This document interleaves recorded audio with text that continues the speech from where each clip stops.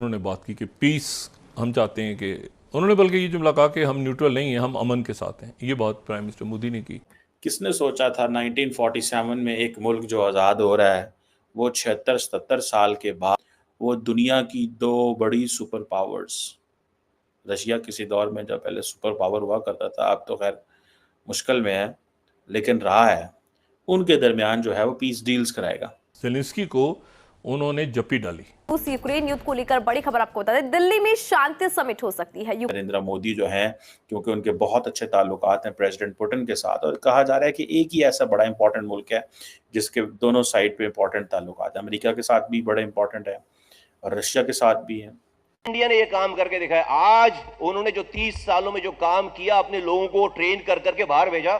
दुनिया की 25 बड़ी कंपनीज के सीईओज इंडियन है। ये जो कन्वर्सेशन है, इसमें जो कि शायद कोई एक्सपेक्ट नहीं कर रहा होगा, लेकिन इस इम्पॉर्टेंट कन्वर्सेशन के अंदर लग ये रहा है कि अमेरिकी हुकूमत भारत से मदद मांग रही है कि रशिया और यूक्रेन के दरमियान कोई पीस डील नेगोशिएट करवाएं। दोस्तों, क्या बात है! किसने सोचा था 1947 में एक मुल्क जो आज़ाद हो रहा है वो 76-77 साल के बाद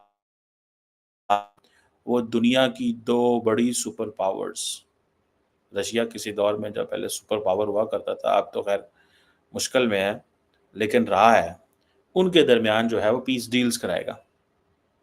अब जो मोदी साहब की कॉल आई है बाइडेन की, और मोदी साहब ने कॉल की है पुतिन को, ठीक है जी।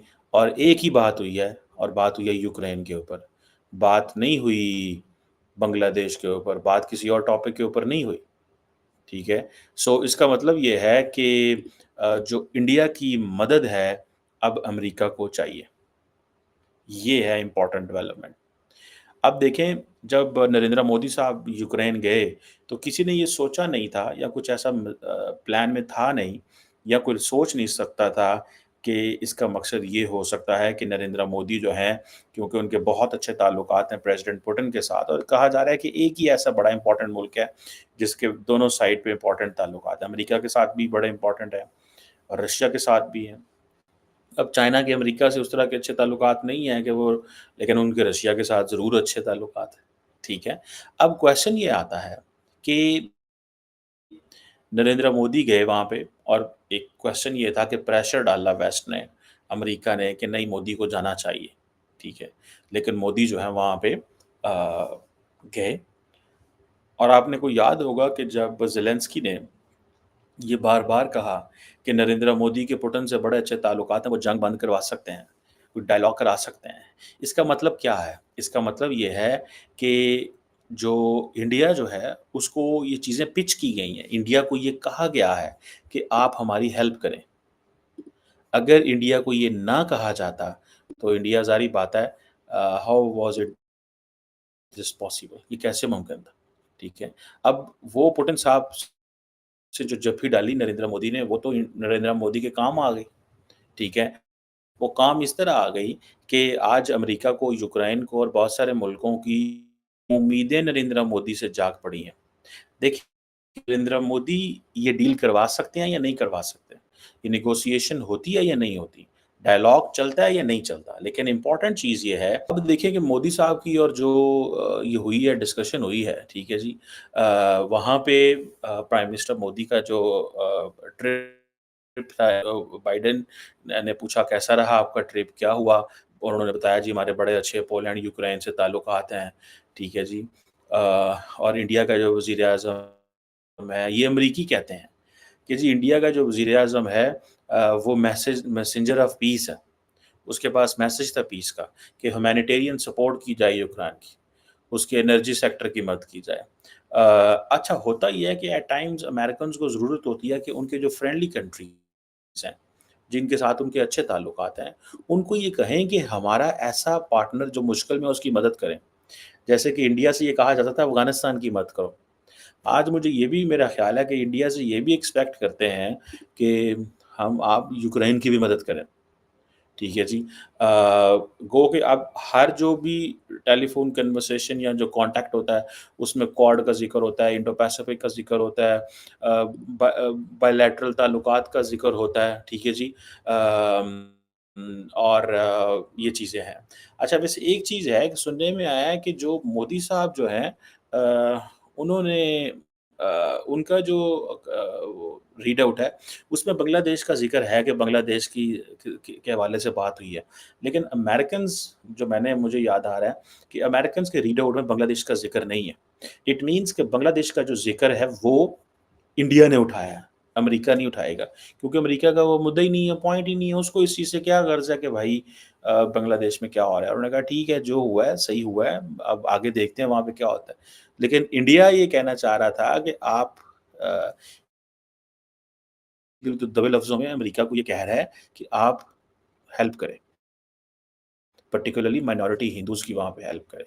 सो इंडिया अपना वो जो हिंदूज़ का मंत्रा है, उसको लेके आ रहा है, क्योंकि इंडिया क्या करता है कि इंडिया अमूमन लॉस एंजेलिस हो, कैलिफ़ोर्निया हो, ईस्ट कोस्ट हो, वेस्ट कोस्ट हो, इंडिया ये जो हिंदू की जो रिलीजियस प्लेसेस हैं, उन पे जो हमले होते हैं, उसको ज़रूर टेक अप करता है।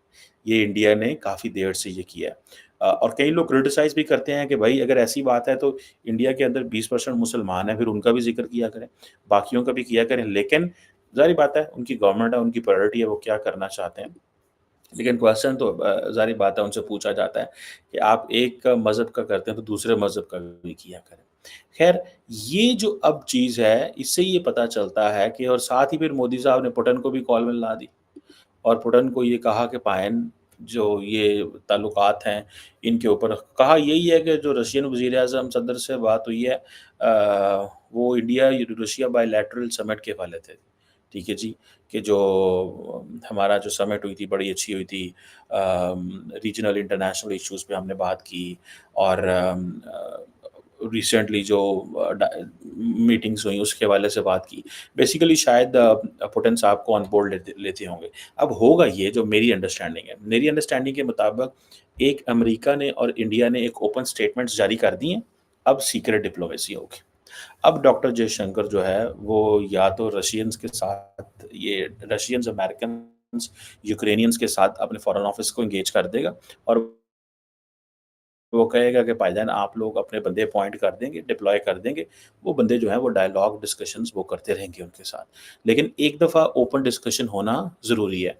आई होप दोस्तों आपको ये वीडियो ज़रूर पसंद आई होगी और जैसा कि इस वीडियो के अंदर आपने पाकिस्तानी पत्रकार कमर चीमा को सुना है, वो यहाँ पर जिस न्यूज़ को लेकर बात कर रहे हैं वो ये है कि अमेरिका की तरफ से कॉल आई है प्राइम मिनिस्टर मोदी जी को, जहाँ पर अमेरिका की तरफ से रिक्वेस्ट की गई है कि आप किसी भी प्रकार से जो यूक्रेन और रूस है उसके बीच में आप जो है ना शांति वार्ता जो है ना वो शुरू करवाइए। इसको लेकर जो है ना यहाँ पर बातचीत की गई। इसके बाद जो है ना प्राइम मिनिस्टर मोदी जी ने प्रेसिडेंट पुतिन से भी बात की है।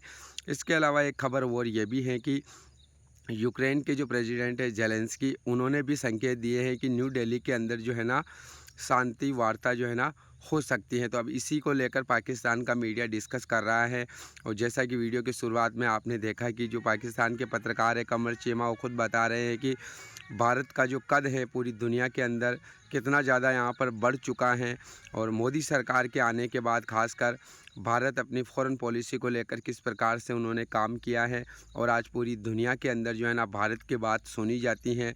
भारत से किसी भी प्रकार का अगर कोई इंटरनेशनल इशू है तो भारत को जो है ना उसके बारे में बताया जाता है, भारत की आवाज़ को वहाँ पर सुना जाता है।